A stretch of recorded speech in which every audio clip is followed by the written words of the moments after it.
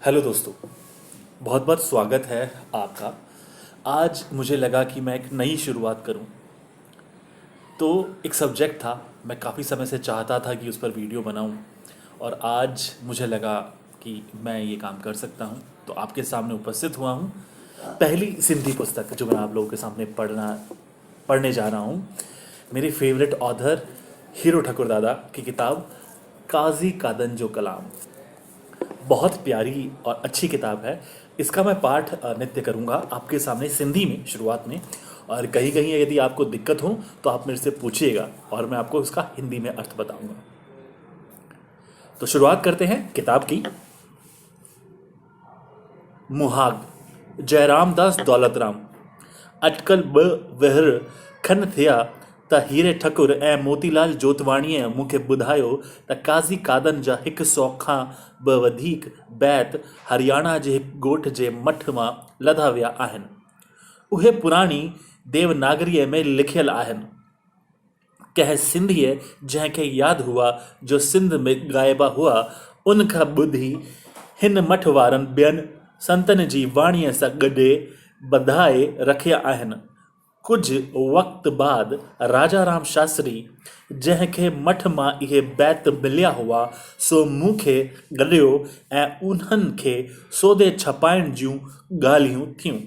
नेठि किसो ईअं बणियो जो हीरे ठकुर इहो बार उत्साह ऐं उमंग सां पाण राजा राम सां ॻाल्हियूं करे पाण ते हमवार कयो ऐं शुक्र आहे त इन पुस्तक जो हीअ पहिरियों छापो निकिरी रहियो आहे। हीरे ठकुर खे हीअ अमूल अदबी हीरो हथ आयो आहे, जंहिंखे पधिरो करण सां सिंधियुनि लाइ हिते भारत में ऐं उन खां पिणु वधीक पाकिस्तान सिंध में सिंधी ॿोलीअ जे इतिहास ख़ातिर संदसि इन कम लाइ चङो चङो क़दुरु थींदो ऐं सिंधी सदा संदसि शुक्रगुज़ार रहंदा।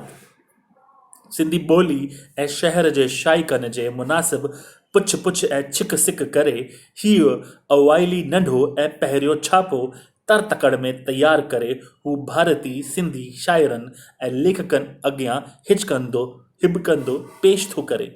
छो जो मंझाउनि घणनि खे काज़ी काज़न सां एॾी वाक़फ़ियत अञा कान्हे ऐं पंहिंजे पाकिस्तानी अदबी इल्मी दोस्तनि, शाइरनि, लेखकनि ऐं सिंधी ॿोलीअ जे हिकांद जे घणघुरनि अॻियां नियाज़ नम्रता भरी भावना सां हिकु सौगात तौरु सरहद जे परींहं पार इन आस उमेद सां थो पहुचाए त इहा सौगात क़बूल पवंदी।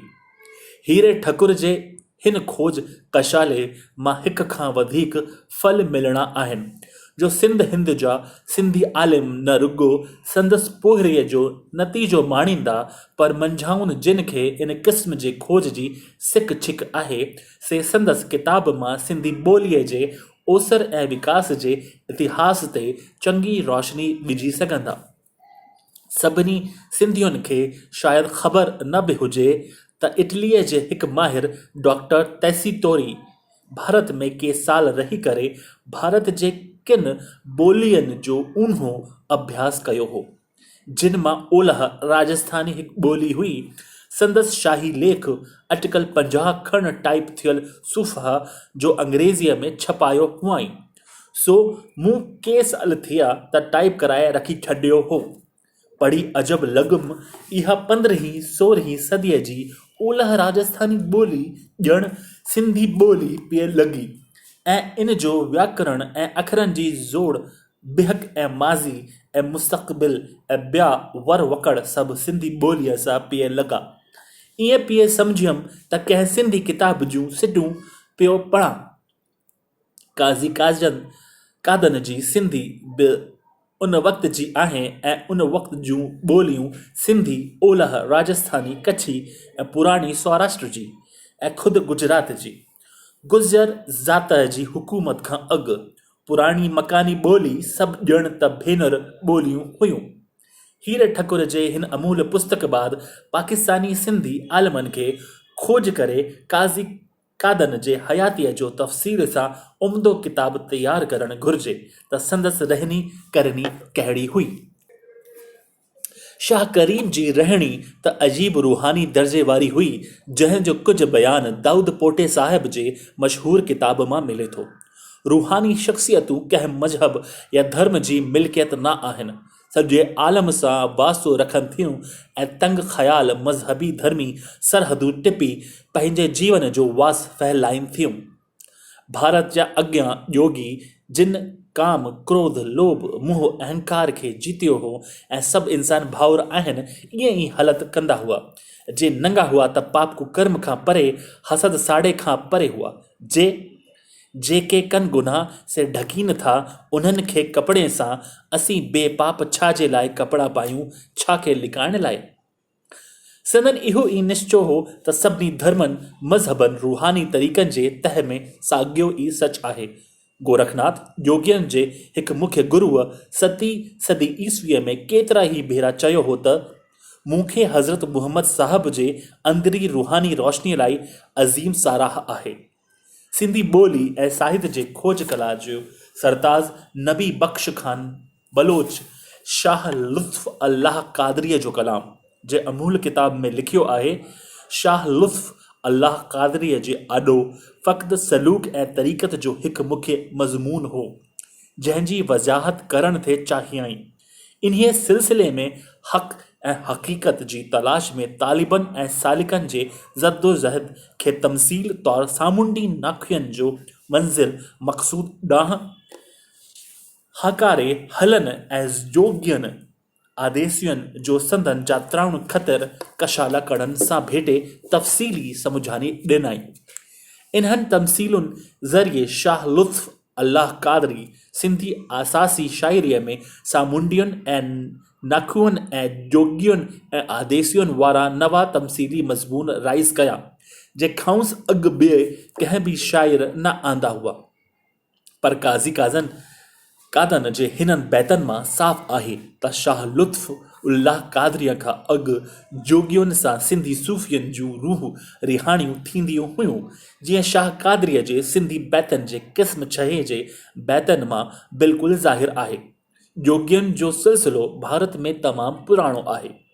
भारत जा अक्सर ऐतिहासिक माहिर इन राय जा आहिनि त महाभारत जी लड़ाई जा ईस्वी सन खां घटि में घटि 1000 साल अॻु थी हुई ऐं संस्कृत जे प्राचीन हथ आख़िरी धर्मी पुस्तकनि मां साबित थियल आहे त जोगियुनि जो सिलसिलो उन लड़ाईअ खां तमामु पुराणो आहे। उहे योगी सॼे भारत में सदियुनि खां पिया ॻोठ रटन कंदा हुआ ऐं ॿुधंदड़नि खे ज्ञान ॾींदा हुआ। ख़ुदि सिंध मां बि अरबनि जे अचनि खां अॻु मकानी योगियुनि जे हुअण जूं साबितियूं मिलियूं आहिनि। उन्हनि योगियुनि जो अक़ीदो हो त धणी हर हंधि वसे थो, ॿाहिरियां मकान ऐं शहर खेसि रहण लाइ खपनि ई कीन। एन कसर दर लख कोड़े सहसे खिड़कियां, जा ई करी परख तां ई सुजण सामहा। काज़ी कदन पहिरीं पाण विञाए सो लहे, मन अंदर मुंह पाई तो ई अंदर सूपरी। काज़ी कदन हिते वेदांत ऐं सूफ़ी तरीक़ो गॾिजे थो ऐं योगी ऐं दरवेश पाण में भाउर थी वञनि था। डॉक्टर दाऊद पोटे पंहिंजे शाह करीम जो कलाम किताब में हिकु वाक़ियो पधिरो कयो आहे। इहो वाक़ियो हिननि अख़रनि में आहे। फरमायाऊं शाह करीम फरमायो त कंहिं ॾींहुं हिकिड़ो मलामती बुज़ुर्ग काज़ी कादन रहमत अलाह आलिया जो वक़्त जे सियाणनि ऐं ज़माने जे आलिमनि मां हिकिड़ो हो ऐं जो दर ॿेले में रहंदो हो, जंहिंजो लॻापो बखर सां आहे। तंहिंजी मस्जिद में उघाड़ो थी महराब जे तरफ़ पेर करे सुम्ही पियो। जॾहिं काज़ीअ खे ख़बर ॾिनाऊं तॾहिं दड़ो हथ में खणी आयो, पेरनि ॾे वञी ई भायाई त दड़ो हाणसि त छा ॾिसे त पेरनि जी जाइ ते बुज़ुर्ग जो मथो रखियो आहे ऐं मथे जी जाइ ते पैर। ॿीहर पेरनि ॾे वियो त उते पिणु मथो ॾिठाई। अहिड़ीअ तरह जॾहिं बि पेरनि ॾे थिए वियो त मथो थे नज़र आयुसि। आख़िर ॾाढो हैरान ऐं दरमांदो थियो।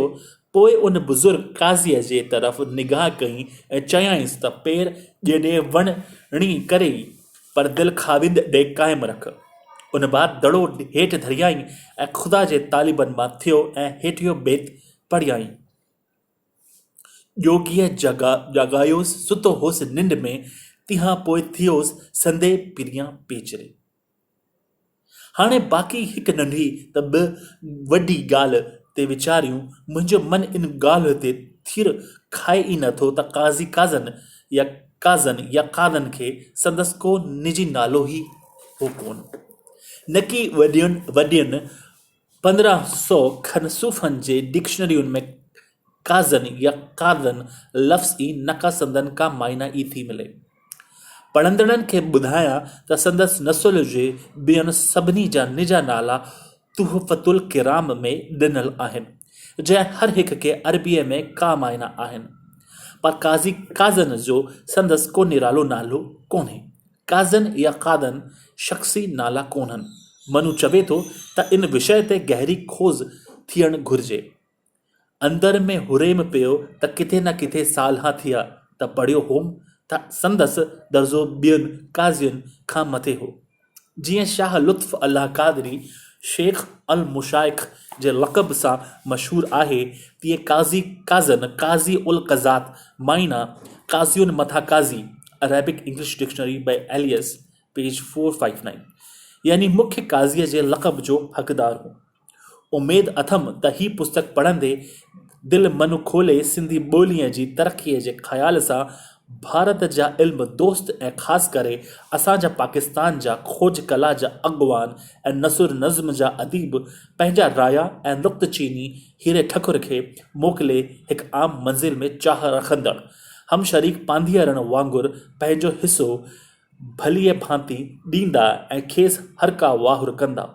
जीअं हू हिन किताब जो ॿियो वॾो ऐं अञा बि सुंदर छापो छाया कराए सभिनी सिंधियुनि सदके हिकु औखी ऐं अणांगी मंज़िल ते सोभ सां पहुचई।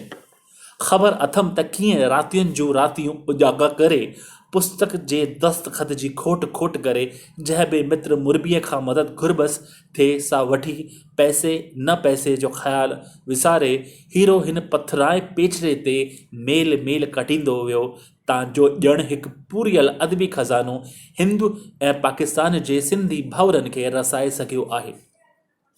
मां जेकॾहिं संदसि हिम्मत महिनत पाण विश्वास लाइ खेसि वाधायूं थो ॾियां से रुगो वाधायूं न आहिनि, पर गुज़िरियल वक़्त खां बि वधीक सख़्तु ओझड़ ऐं झंगल झागण लाइ तिहां वधीक उत्साहित करण जी मुराद सां इहे करियां थो। संदसि कशाले पोहरीअ अविरचाई ऐं मझड़ पणे जे अंगनि जो मूंखां बि वधीक संदसि भारत ऐं पाकिस्तान जा पढ़ंदड़ क़दुरु करे खेसि सिंधी ॿोलीअ जी शेवा करण लाइ उत्साहित करे अहिड़े कम में हर नमूने पाण खे भांगे भाई कंदा। 25 जुलाई 1978। जय रामदास दौलतराम। धन्यवाद दोस्तों।